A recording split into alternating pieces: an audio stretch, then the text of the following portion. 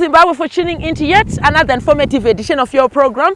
You are watching Agricultural New Directions in support of Vision 2030. Now, during the cooler months of the year in Zimbabwe, majority of all Zimbabwean farmers take advantage of those and they invest in horticultural enterprises. The reason why they do that is because there isn't much pressure when it comes to insect pest manifestation, even diseases, as well as water for irrigation. And it is quite manageable given that majority of our field crops are produced during the summer cropping season. Today we are going to be looking at another horticultural enterprise here in Chegutu. Stay tuned. At this point in time, I've taken the liberty of inviting Brighton Sangwe. He is the agronomist here at Green Haven. Brighton, thank you so much for joining us today. Thank you, Adana. Yes, we are standing within a greenhouse, but we have cabbages in a greenhouse. Right. Before we speak of the variety and what you did to establish this cabbage, why do we have cabbages within a greenhouse? I understand that most of our Zimbabwean farmers are amazed to know the reason behind having cabbages in a greenhouse setting. Thank you for that question, Adana. Right, the reason why we have cabbages on a greenhouse, it is basing with the fact that we really need to make sure that we improvise some techniques which help in disguising some crop enemies. Depends on the variety, on each variety. For example, previously we had some tomatoes here. Okay. And now we had to put in some cabbages. The two are of different families.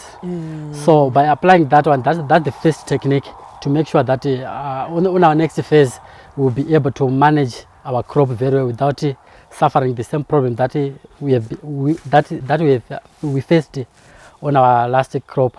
And then another thing is that through some researches we came on to realize that cabbages has a tendency of absorbing some nutrients from the subsurface of the soil, lifting them up to the surface. Exactly. For easier accessibility by the roots. Exactly. So that's the main advantage of keeping cabbages on a greenhouse. And as you can see, they are very fresh and and very nice. They are thriving. Exactly. Yes. Brighton, I want us to look at issues surrounding the variety. This is the red cabbage, different from our normal traditional white cabbage. You have a red cabbage. What is the variety? What is the days to maturity? And just for interest's sake, what could have inspired you or motivated you to say we want to have red cabbage instead of our traditional cabbage? Thank you so much for that question. This variety is called RIVA F1. The variety matures at 65 to 70 days. Okay. So this came on that advantage that I explained earlier. Considering the season, it's a short season variety. Within 65 days, then you have to come back with a valuable crop like tomato or cucumber. Okay. Yeah. Then in terms of market, it has been demanded a lot. Especially from our market, our supermarkets, and a few from our individuals. Even restaurants who are into producing coleslaw, making coleslaw. A lot of people have tested the good part of this cabbage. Okay. Looking at the planting dates, Brighton, when did you establish this cabbage and when are you expecting the exact dates or months or weeks that you would estimate to say that it will be between 65 to 70 days like you've said? And also the plant population within this entire unit, measuring the measurements of the greenhouse. How big is it? How long is your bed? How wide is your bed?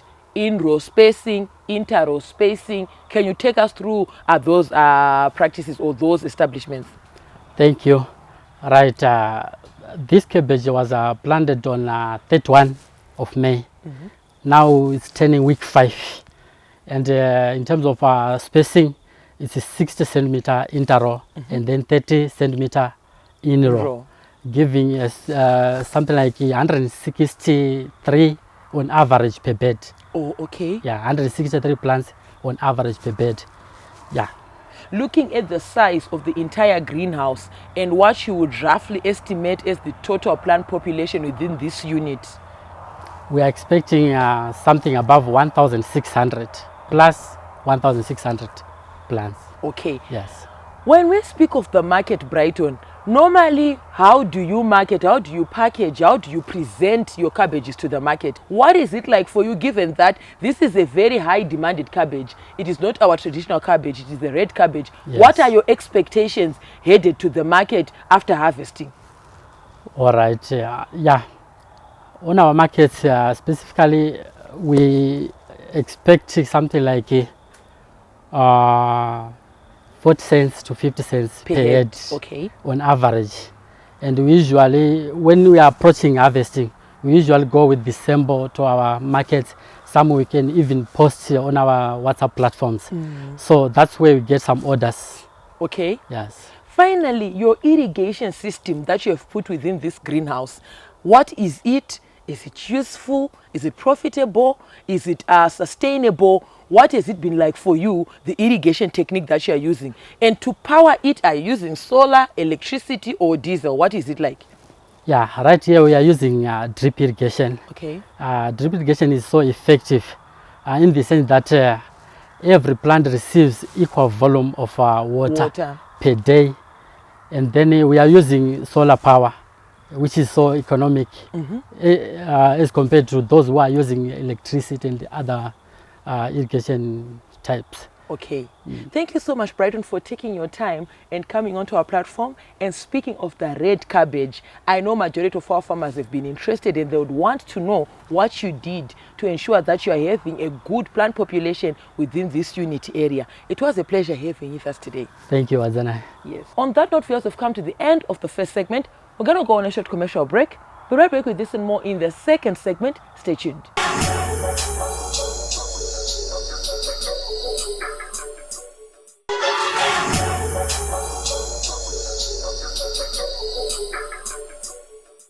Thank you, viewers, for staying tuned to Agricultural New Directions, Agribusiness, in support of Vision 2030. With major shifts that are coming in with our tastes and preferences, people tend to be leaning into being health conscious, and as such in agribusiness, we also cater for enterprises that are producing products that are needed by the communities and the society. Now, viewers, encourage you to be a part of these conversations. Feel free to get in touch with the producer, Wadzanai Manyore, so 0772-807-506. Alternatively, you can like our Facebook page, Agribusiness with Wadzanai. Make a follow-up on this episode and more, and leave your comments and suggestions. They are most welcome to us. Our YouTube channel is Agribusiness with Wadzanai. We are also available on X, formerly known as Twitter. It's at Agribusiness 110. On LinkedIn, we have a thriving, growing community. Our profile there is at Wadzanai Manyore. Now, earlier on from the break, I was joined by Brighton, the agronomist here, who was enlightening us in regards with the variety, planting dates, expected dates of harvesting, and so forth. We're going to cross over and look at crop management, aligning it to nutrition, crop protection, water application. Stay tuned.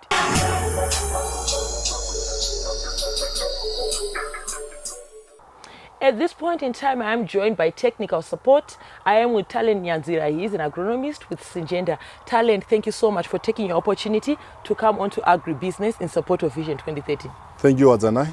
Yes. Looking at fertilizer application, looking at nutrition within a cabbage production enterprise, in terms of basal dressing, what are those macronutrients that you'd say they are essential for development? The type of fertilizer that you'd recommend for those who want to get into cabbage production, top dressing, foliar fertilizers. I understand that at times when our farmers tune into foliar fertilizers, they'll be looking for trace elements like the borons and also those manganese, magnesium, that may be in small quantities, in minute quantities within our granular traditional fertilizers. Let us talk about crop nutrition within the cabbage enterprise. Okay, thank you.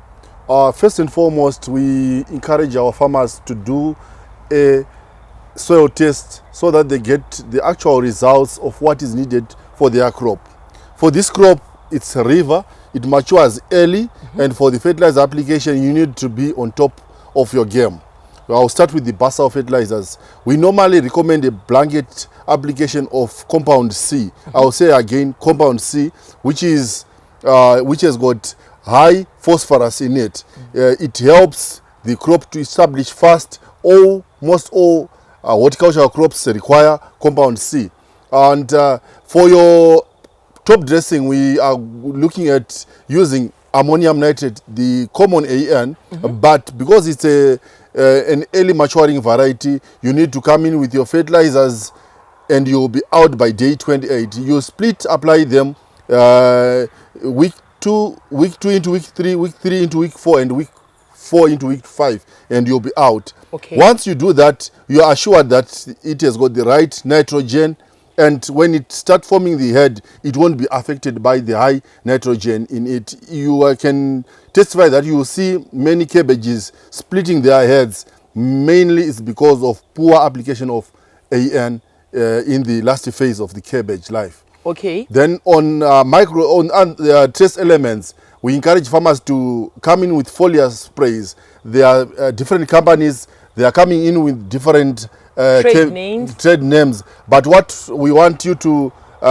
put in mind is your boron, your manganese, and you have to make sure that it doesn't affect your budget. Some of those fertilizers affect the farmer's budget. With cabbage, I will go back to the planting population for this. You see that you have more plants per hectare compared to our usual cabbage. So your fertilizer regime should suit the requirement per plant, not the blanket per hectare. Oh, yeah. Okay, you have to suit it per station. Per station. Okay. Now, talent, to our Zimbabwean farmers, those who are watching, those who seek to maximize on yields, who say the bigger the head, the more the kilograms, and the more money I can charge per head, they end up abusing or misusing fertilizers. They come in with a lot of ammonium nitrate for vegetative growth, big leaves and so forth, but at times they end up compromising on the taste. Some cabbages, when you cut them, you slice them, you put them in a pot to cook, or in case of a red cabbage, you slice and put in coleslaw, it's tasteless, or it immediately begins to produce water. In regards to fertilizer application, to those who are looking to get rich quickly, I understand that there is a fine line between good use of fertilizer and abusing it. Talk to our Zimbabwean farmer with regards to that. I would recommend that we as farmers adhere to the correct fertilizer program. If your cabbage is coming out early, you apply your fertilizer early. Don't abuse AN. I will say again, the more you apply AN, the more you will lose your cabbages when they are ripening. Okay. You have cabbages that will rot faster after harvest. They will split if you fail to harvest them on time. I'll go back to this RIVA. It gives us a small, attractive, and tasty head. The moment you apply more nitrogen, you lose. Wanting it to be big. If you wanting it to be big, you lose the taste. And for this, it started off as a niche market, but now in Zimbabwe, people are appreciating it. And we need to maintain the quality, the head size, and also appeal to those who haven't tested it. Okay. Talent, chemical application in vegetables, in cabbages. This is something that you immediately harvest, wash it, straight to the plate. Meaning that your chemical application needs to be done properly, needs to be done with proper guidelines.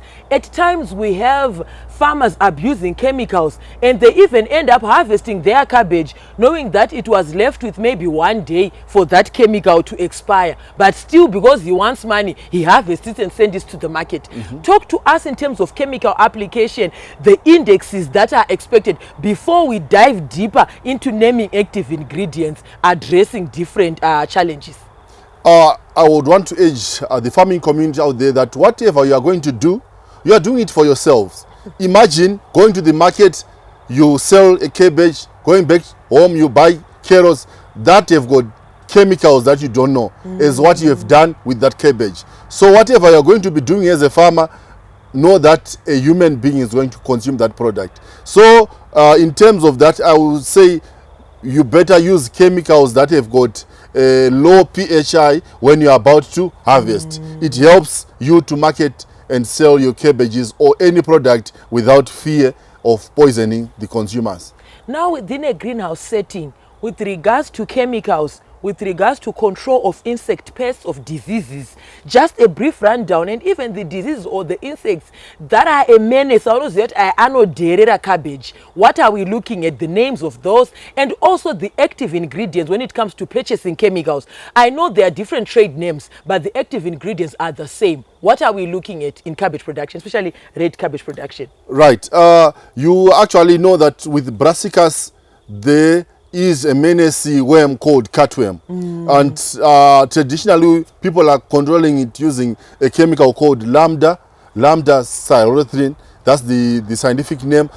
But from Syngenta, we've got it as Caradizion, and if you apply it properly, your crop will be protected for the next 12 to 14 days before you come in with another spray.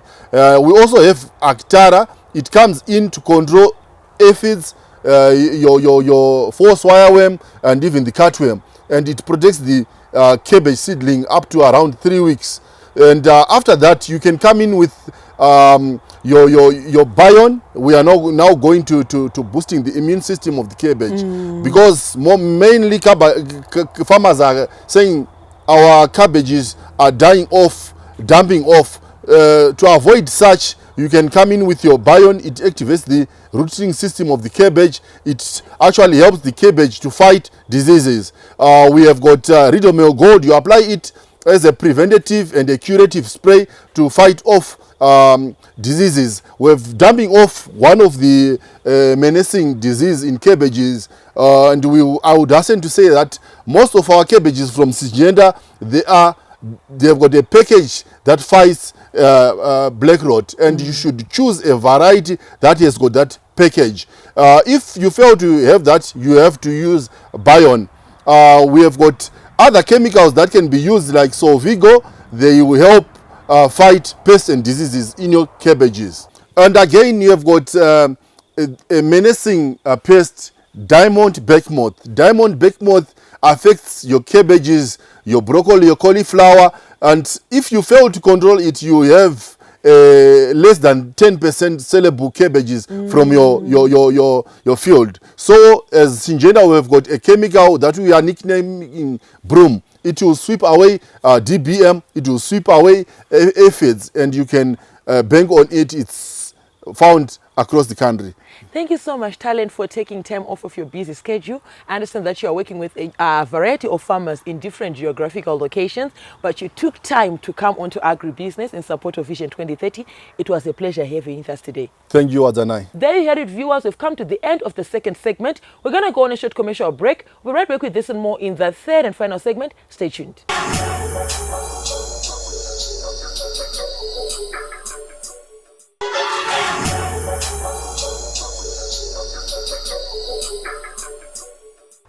Thank you, viewers, for staying tuned to Agricultural New Directions, Agribusiness in support of Vision 2030. There is a growing momentum within our farming community, within the horticultural space, where Zimbabwean farmers are gravitating towards the red cabbage as compared to our traditional white cabbage. And today we're looking at its production, how to produce it, and even marketing, management, crop management, etc. At this point in time, I've taken the liberty of inviting Kudakwashe Mugwagwa. He is the country manager, Syngenta, here in Zimbabwe. Kuda, thank you so much for joining us today. Thank you so much, Wazanai, and I'm happy to be here and with the farmers as well. Looking at red cabbage production, I understand that as an organization, you have invested in research and development to ensure that the varieties that you're coming up with align with the climatic conditions of Zimbabwe. They are also acceptable to those who consume, to those who come and purchase. Looking at it, what are your sentiments? What would you want to emphasize on as an organization, your investment? What could have motivated or inspired you? What are you doing to ensure that it fits perfectly into the production systems of Zimbabwe?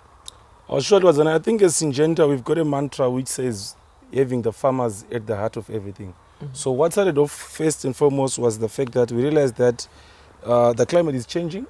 So we thought about introducing climate smart varieties. I'm sure as you have heard that it's a 75-day crop, which means compared to our traditional varieties which go all the way up to 120, 130 days, we're able to cut almost by 50% water usage. Yes. Which is a very key resource in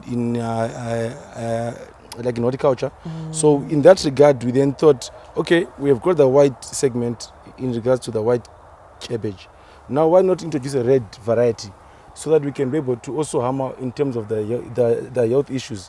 Because as you know that the red cabbage has got a significantly high level of vitamin C, which is very key for our immune system as well as for our skin. Yes. So on top of that, also there are also anthocyanins which also act as antioxidants, which help also in our health.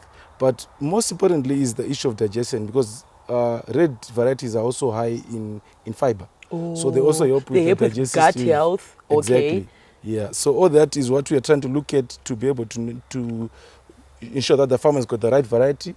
They also can be able to gain a higher income. And they are satisfying the market. Exactly, because the same inputs which are required for you to grow a white cabbage are the same required for the red variety. Okay. But you're also going to get a bit more in terms of your return on the investment on the crop. Now, Kuda, looking at farmer support, as an organization, what have you put in place? You are developing varieties to ensure that you satisfy the Zimbabwean producers. In terms of farmer support, what is your organization doing to complement government efforts in line with the horticultural recovery plan that we have as a mantra? Sure, and I think as Syngenta, we're trying as much as we can so that we can be able to spread all this information to our farmers, even at grassroots level.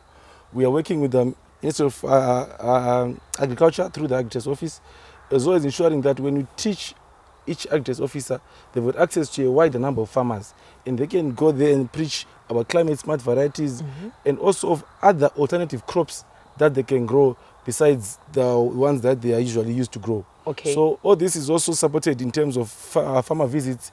We also do some field visits where we come and support you and work with you through the whole journey until you realize such a very nice and clean crop like this one. Kuda, you are a seasoned agronomist, and I know out of interest to those who are watching are just amazed as to why do we have cabbages within a greenhouse. I know the farmer earlier on, the agronomist here, alluded to the fact why they are having cabbages. But from a technical support, from a seasoned agronomist perspective, could you just take us through as we close? Why are we having cabbages within a greenhouse setting? Thank you so much, Azanai, for that. I think I like this innovation where we are seeing that our farmers are really now able to practice what we call crop rotation. But also what they are really focused on is that they've got their main crops, which are tomato, cucumbers, and pepper. But you see, there are only limited number of crops that you can grow. So at times, there's a build-up of resistance and phytos, which are also available in the soils and also within the setup. So by this innovation, I like the fact that when you use cabbage to rotate in the greenhouse, it also uptakes the nutrients which are deep down to come onto near to the surface, so that on your next crop, it has got nutrition already available for it to boom and you get good harvest after that. Kuda, a brief touch on markets, market expectations, what a farmer can look forward to once they harvest their red cabbage as we close this episode.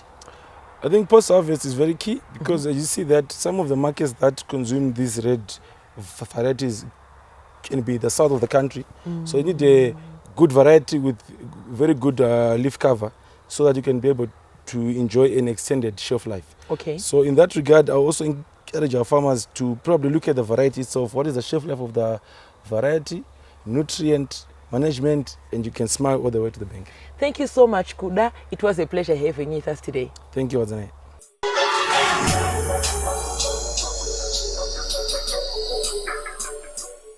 We have various farmers here in Zimbabwe choosing to invest in horticultural activities, participating in greenhouse construction for the betterment of their activities. From me, your host, Wadzi Wadzanai, I'm also on Instagram. It's at Wadzi110. And the crew behind the scenes, have yourselves a fabulous evening. Thank you for watching.